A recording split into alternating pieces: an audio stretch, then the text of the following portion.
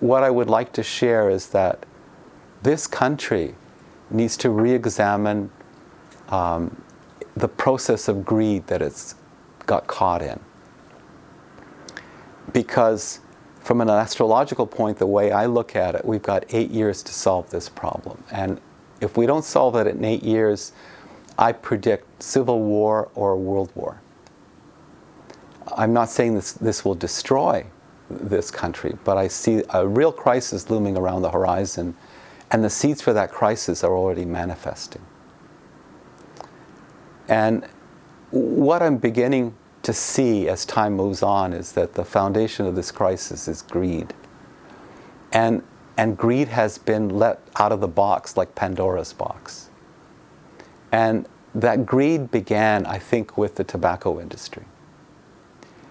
And the way I look at the tobacco industry is it never lost any of its legal fights. It got bruised, but it never lost. And the proof is you can still buy cigarettes in a drugstore. So they never lost. How did they win? Well, they won because they recognized that to sustain their situation in court, you have to have evidence that maybe tobacco isn't harmful. And so they invested heavily in medical research and proof that maybe tobacco doesn't cause it. And what happened was that they built up an advanced structure of disinformation that worked really well for them.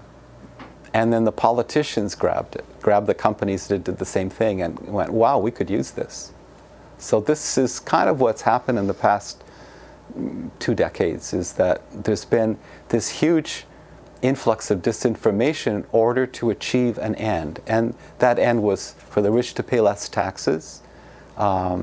It was for various goals that didn't help the country, if you like, but which shifted greed in the United States. And along with that shift, there was the writer's strike of about 2 decades ago.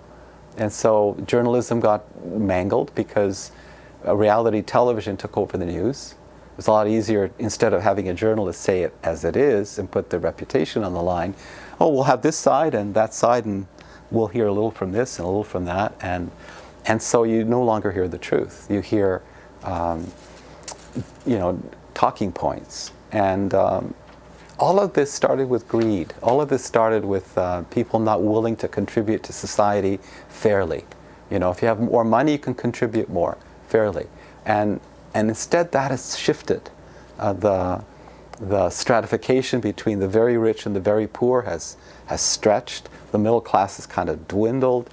All of this has created a scenario where greed has kind of come to the top. It's now totally governing our political system, and it's destroying democracy. And people need to wake up to that. But unfortunately, the people that are asleep are still voting for the wrong places, and it's hard to wake them up. But we're in a crisis that people don't recognize, and that is that greed is devouring this country.